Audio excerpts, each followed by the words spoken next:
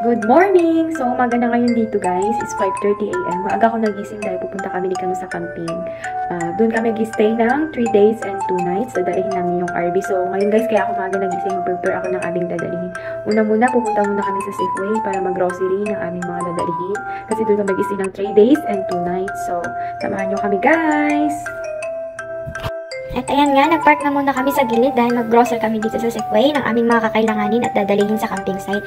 Nandun nga si Kano, kumuha siya ng cart at ako naman dito habang nagtitake ng mga videos at picture. Si Kano ay nag-grocery. At ayan nga, nakarating na nga kami sa aming destination. Napakaganda ng lugar na to guys. First time kong makakita ng mga ganito, katatayog na mga puno. At dito nga kami sa site na to, number 16 ata.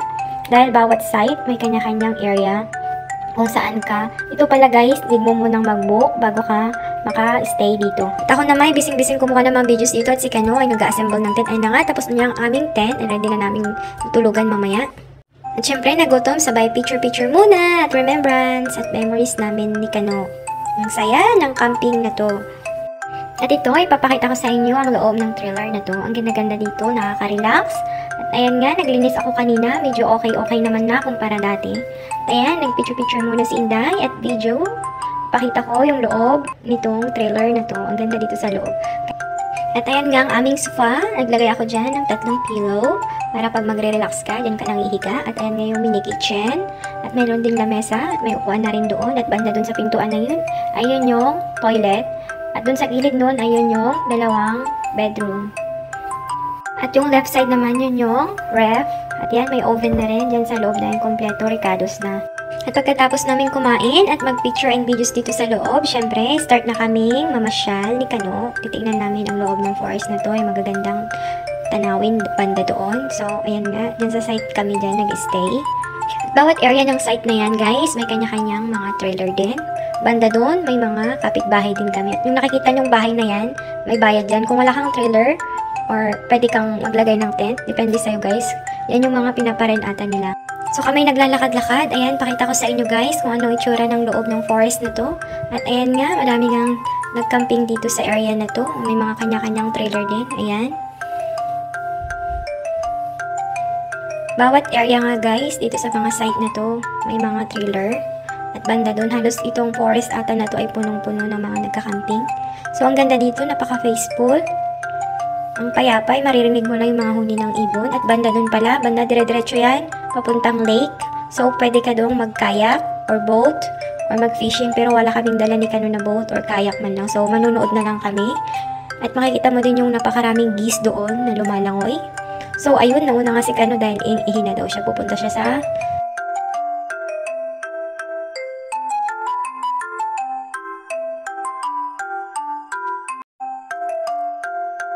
toilet. Banda doon ang kanilang toilet, napakalayo. 2 minutes mula doon sa site na aming pinag-istihan. Ayan guys, papakita ko sa inyo yung view dito. So, ayan muna, maglalakad-lakad muna ako at papakita ko kung ano yung mga nandito. Ang ganda ng tanawin na to. Ang tatayog ng mga puno. At pag umaga, maririnig mo yung mga huni ng mga ibon. Paradise guys talaga dito kung tawagin. At ayan nga, pumunta nga kami dito na Kano sa lake na to. At napagod siya kaya umupo muna siya saglit. At ako naman ay to do picture at video ulit. Ang linaw ng tubig dito guys. At yung nakita nyo yan is water lily atang tawag yan. Hindi ko alam. Ayan, nakita namin may kayak, nagfi-fishing. Pero wala kaming dalang kayak ni Kano. So, manunood na lang kami. At ayan yung mga geese guys. Hindi ko pala na-picturean yung pinapakain ko yung geese. Hindi ako binidyohan ni Kano. Ayan, pabalik na nga kami sa aming site. At dahil maggagabi na, magluluto kami ng aming dinner. So, naglakad kami for 5 minutes mula doon sa lake na yon hanggang sa site na aming paroroonan. Kung saan kami mag-i-stay. So, ayan nga, naglalakad-lakad ulit kami. So, ang ganda dito maglakad everyday. Napakalinis ng simoy ng hangin. Malalanghap mo talaga. Fresh na fresh. Malayo sa pollution. So, dito pala sa US, guys, yung mga puno na ganyan, ang tatayog. Pine tree atang to. Pine tree nga ang tawag nila dyan. Sobrang tatayog ng puno na yan. Ang ganda. Ayan, papakita ko sa inyo ang aming mga kapitbahay. Halos lahat sila may trailer. At yung ibang mga nakita ko dyan pala, guys, may mga dalang parang bus ata yun. Yung iba naman, may mga car, pero may mga tent silang dala kung wala silang trailer. So, malapit na nga kami sa aming site. At kahit talaga saan ako pumunta, ay laging may picture at video sinday.